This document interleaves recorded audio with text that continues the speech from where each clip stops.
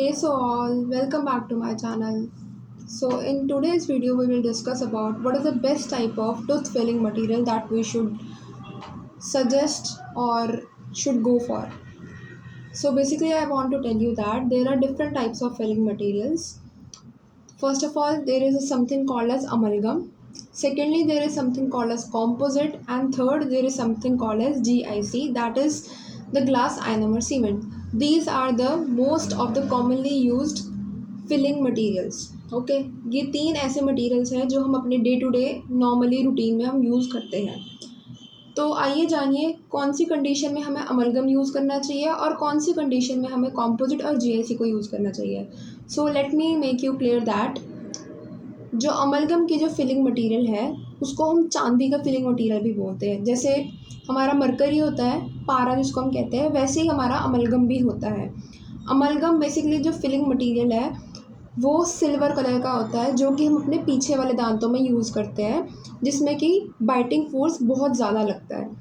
वैसे ही जो कॉम्पोजिट और जो जीआईसी है उसकी एडवांटेज ये है अमलगम के कंपैरिजन में कि जो जीआईसी और जो कॉम्पोजिट है वो हमारे दांत के कलर के जैसे ही है। मतलब कि अगर हम उसको दांत में यूज़ करेंगे भी एक फिलिंग के तौर पे, ऐसे वो अलग से हमारे दांत में उभर के नहीं दिखेगी कि हमने फिलिंग कराई है, वो ऐसा ही लगेगा कि हमारा ओरिजिनल टूथ ही पड़ा हुआ है।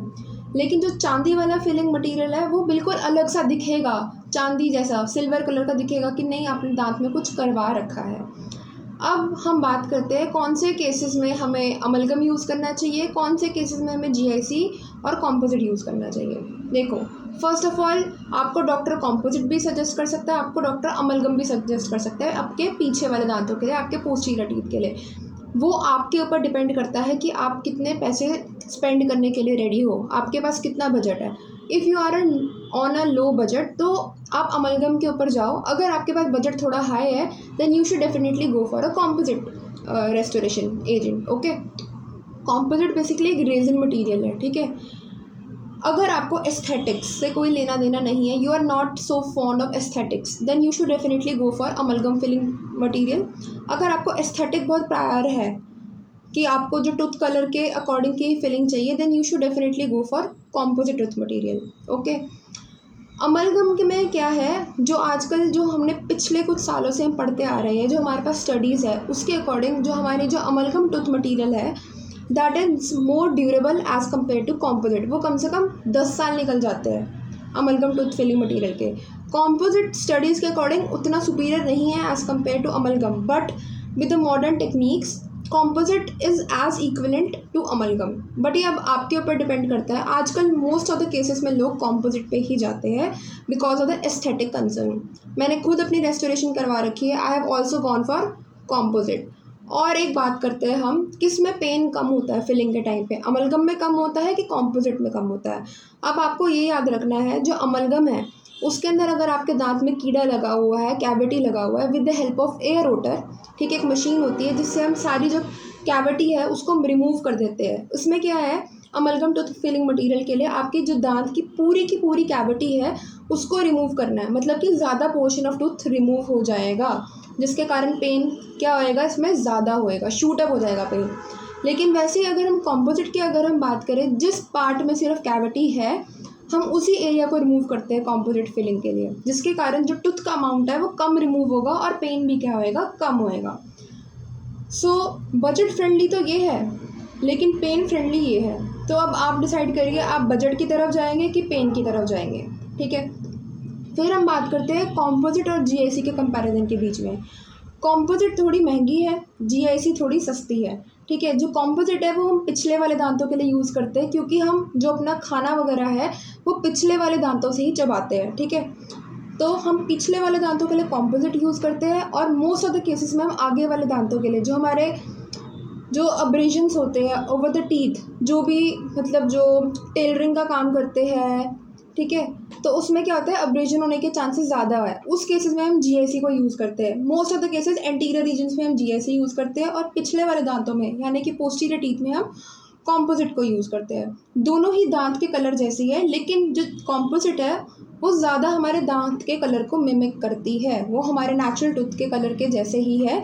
जीआईसी तो थोड़ी कम सुपीरियर है वो भी दांत के कलर की, लेकिन उसका कलर तो थोड़ा क्रीमिश टाइप्स में आता है, थोड़ा लाइट वाइटिश टाइप में आता है। ओके, कॉम्पोजिट और जीएससी तो पता लग गया, ये दो हमारे जो फिलिंग मटेरियल्स है ये हमारे बिल्कुल दांत के कलर के जैसे ही है, और अमलगम है जो वो दांत के कलर जैसा नहीं है। अब आपको एक बात ये भी याद रखनी है कि जो अमलगम टूथ फिलिंग मटेरियल है उसमें क्या होता है, ओवर द टाइम अगर हम देखें उसमें क्या होता है, सेकेंडरी केरीज लगने के चांसेस क्या होते हैं, ज़्यादा होते हैं। मतलब कि मान के चलो, let me make you clear this, हम इस मॉडल से क्लियर करेंगे, ठीक है। मान के चलो आपने इस दांत में फिलिंग करवाई है, ठीक है, ये नीचे वाले दांत में, और ये साथ वाला दांत आपका पड़ा हुआ है यहाँ पे। अब आपकी जो फिलिंग है वो दो दांतों के बीच में डिसलॉज हो रही है, ठीक है, वो टूट रही है फिलिंग। तो क्या होगा, धीरे धीरे करके आपका जो मटेरियल है वो क्या होएगा, लीक होना शुरू हो जाएगा, ठीक है। लीकेज ऑफ मटेरियल होनी शुरू हो जाएगी, जिसके कारण सेकेंडरी केरीज होने के चांसेस क्या है, ज़्यादा। मतलब कि पहले तो कीड़ा लगा ही था आपको, अब फिलिंग के कारण अब आपको दोबारा कीड़ा लग सकता है, that is called secondary caries, ठीक है। जो सेकेंडरी केरीज जो लगने के चांसेस है अमलगम में, वो पेशेंट के माउथ के ऊपर डिपेंड नहीं करेगा, इट विल डिपेंड कि डेंटिस्ट ने फिलिंग कैसे करी है। बहुत रेयर होता है ये, बट अगर डेंटिस्ट ने फिलिंग अच्छी नहीं करी हुई तो सेकेंडरी केरीज होने के चांसेस बहुत ही ज़्यादा होते हैं विद अमलगम। ओके, और अगर हम बात करते हैं, अगर मान के चलो हमारी अमलगम की फिलिंग डिसलॉज हो गई, अपनी जगह से हिल गई या टूट गई, तो अब हम क्या करेंगे, हम अपने डेंटिस्ट के पास अगर जाते हैं तो वो पूरी की पूरी फिलिंग हमें रिमूव करवा के फिर दोबारा फिलिंग करवानी पड़ेगी। सेंसिटिविटी के चांसेस ज़्यादा हो जाते हैं, पेन के चांसेस ज़्यादा हो जाते हैं। वहीं अगर हम कॉम्पोजिट के लिए जाते हैं तो कॉम्पोजिट की फिलिंग अगर हमारी कहीं से टूट गई या फिर कहीं से निकल गई, तो ये नहीं है कि हमें पूरी की पूरी फिलिंग निकलवानी पड़ेगी। जो पोर्शन हमारा कॉम्पोजिट का रिमूव हुआ है, हम उसी पोर्शन में कॉम्पोजिट को दोबारा ऐड कर सकते हैं। जो हमारा कॉम्पोजिट मटेरियल है वो बेसिकली एक क्ले लाइक कंसिस्टेंसी में होता है, ठीक है, थोड़ा वेट वेट होता है, ठीक है। जब हम उसको टूथ में प्लेस करते हैं, हमारे पास एक रे होती है, ब्लू लाइट निकलती है उसमें से, जो कि उसको सॉलिडिफाई करती है और अपनी प्लेस में अडाप्ट होने में हेल्प करती है, जो हमारा टूथ है उसमें प्लेस होने में हेल्प करती है, ठीक है। तो यही था कि amalgam is painful and composite is less painful. Amalgam is low in budget and composite is high in budget. So ये चीज़ें आपको याद रखनी पड़ेगी। So you should be very wise कि आपको कौन सी फिलिंग करवानी है, अमलगम करवानी है, कॉम्पोजिट करवानी है। जीएससी तो हम एंटीरियर रीजन में करवाते ही है, ठीक है, आपको ये याद रखना है। और कुछ और फिलिंग मटेरियल्स भी होते हैं, लाइक गोल्ड फिलिंग मटेरियल्स, वो बहुत रेयर कराते हैं क्योंकि वो बहुत ज़्यादा एक्सपेंसिव होते हैं।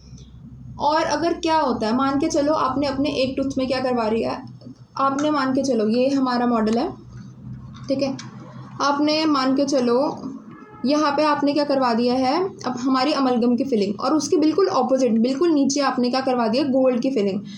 अब आपको ये भी याद रखना है कि अगर आपने अमलगम की फिलिंग करवाई है तो उसके बिल्कुल ऑपोजिट टूथ में अगर आप गोल्ड की फिलिंग करवाओगे तो वो बिल्कुल भी सही नहीं है, उस चीज़ के लिए बिल्कुल भी नहीं जाना है, ठीक है, क्योंकि दो डिसिमिलर मेटल्स आपस में अटैच हो रहे हैं, जिसके कारण एक वर्ड होता है जिसको हम बोलते हैं गैल्वेनिक करोजन, वो होने के चांसेस क्या है, ज़्यादा, ठीक है। तो कभी भी दो अलग अलग मेटल, जो अमलगम है उसके अंदर भी एक मेटल है जिसको हम बोलते हैं मरकरी, और जो हमारा गोल्ड फिलिंग मटेरियल है उसके अंदर भी एक मेटल है गोल्ड। तो मरकरी और गोल्ड अगर आपस में कंटैक्ट में आएंगे तो जिसके कारण करोड़ हो जाएगा वो एरिया सड़ जाएगा, जिसको हम बोलते हैं गैल्वेनिक करोजन। जिन दोनों के बीच में से करंट पास होना शुरू हो जाएगा, यही होता है गैल्वेनिक करोजन। दो डिसिमिलर मेटल अगर आपस में कंटैक्ट में आएंगे, हमने अपनी यंगर क्लासेस में पढ़ा हुआ है केमिस्ट्री के अंदर कि जब पॉजिटिव चार्ज और नेगेटिव चार्ज आपस में कंटैक्ट में आते हैं, जब दो मेटल आपस में कंटैक्ट में आते हैं तो उनके बीच में करंट फ्लो होता है और वो एरिया करोड़ हो जाता है। ऐसा ही अगर हम ये दो टूथ फिलिंग मटेरियल आपस में लगाएंगे तो हमारे माउथ में भी ऐसा ही होगा। तो हमेशा ये याद रखना कि दो अलग अलग मेटल कभी भी माउथ में इकट्ठे नहीं लगाने। मेटल की बात कर रही हूँ मैं, अमलगम और कॉम्पोजिट की बात नहीं कर रही। Composite is not a metal, it is a resin. I am talking about amalgam and direct filling gold. Amalgam में याद रखना मरकरी होता है और गोल्ड फिलिंग मटेरियल में हमारा गोल्ड होता है। इन दो मटेरियल को आपस में नहीं लगाना है। बाकी you can go for amalgam and composite, opposite side पे आप लगा सकते हो, ठीक है। तो यही था हमारा आज के डिस्कशन में कि कौन सा मटेरियल कहाँ पे यूज़ करें, और आप अपने वाइजली चूज़ कर सकते हैं कि you should go for which material. तो ये सब आपके ऊपर डिपेंड करता है। मैंने आपको बता भी दिया कि पेन किस में ज़्यादा होती है, पेन किस में कम होती है, ठीक है। सो यही था आज की वीडियो में about the different tooth filling materials. If you do find this video informative, please do like, share and subscribe with your to my channel and share with your friends. तब तक के लिए हंसते रहिए, मुस्कुराते रहिए। बाकी हम अपनी नेक्स्ट वीडियो के अंदर मिलेंगे। Bye bye, see you soon.